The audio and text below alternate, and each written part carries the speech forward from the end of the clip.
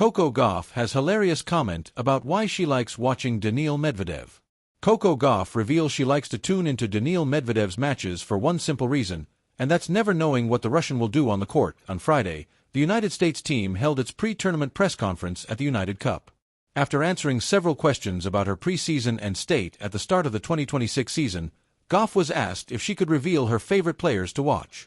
The reigning French Open champion acknowledged that Carlos Alcaraz and Jannik were definitely interesting, before also throwing out Medvedev's name. "I mean, Jannik and Carlos are pretty fun to watch. I like watching Daniil just because you never know what he'll do on the court," the third-ranked WTA player said.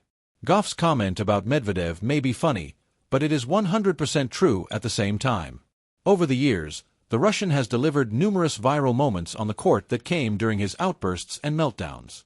The last such case occurred during the U.S. Open, when the 29-year-old stopped play for 6 minutes and encouraged the crowd to boo the chair umpire because he was dissatisfied with his decision.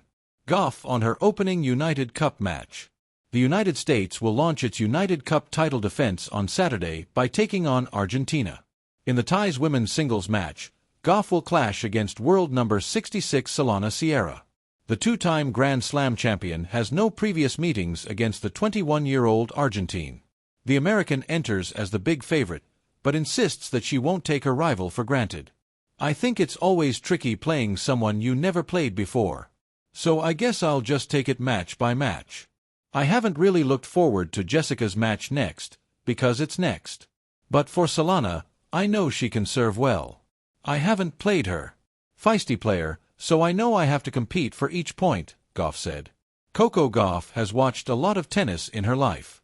She's watched it from the couch, from the stands, from the other side of the net, and from the quiet, echoing spaces in her mind where strategy lives before a match. She's seen elegance glide across grass, power explode on hard courts, and clay turn shoes the color of rust. But when someone asked her why she likes watching Daniil Medvedev, her answer wasn't about forehands, footwork, or physics-defying defense. It was much simpler. He's funny. Not tell-a-joke on command funny. Not stand-up comedy special funny. He's funny in the way a cat knocking over a glass of water is funny. Unexpected, slightly chaotic, and impossible to ignore. Medvedev plays tennis like he's arguing with gravity and occasionally winning. His limbs seem to operate on a delay, like the signal from his brain arrives half a second late, only to somehow produce a perfect shot anyway. Coco notices this. Everyone notices this. He doesn't glide, he negotiates. He doesn't pose, he survives. That's what makes him so entertaining. Coco once joked that watching him is like watching someone who looks like they shouldn't be winning, win. Again. And again. And again. It's the sports equivalent of watching someone trip up the stairs and somehow arrive at the top holding a trophy. There's comfort in that for her. Tennis, especially at the highest level, can feel relentlessly polished. Players are trained to smooth out their edges, repeat perfect mechanics, and present a version of excellence that looks effortless even when it isn't. Coco knows how hard that image is to maintain. She lives inside that pressure every time she steps on court.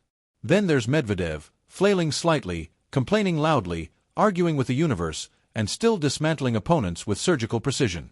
He mutters to himself. He talks to his box. He looks personally offended by the existence of the net. And somehow, it works.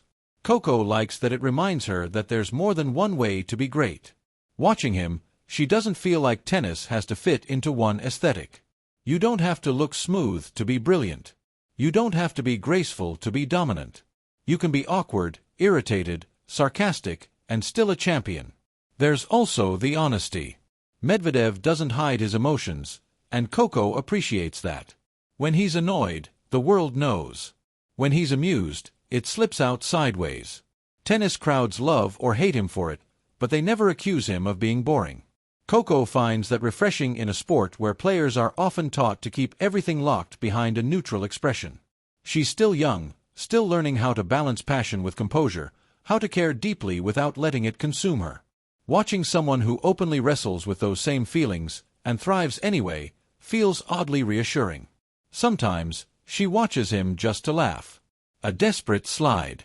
A defensive lob that has no right to land in.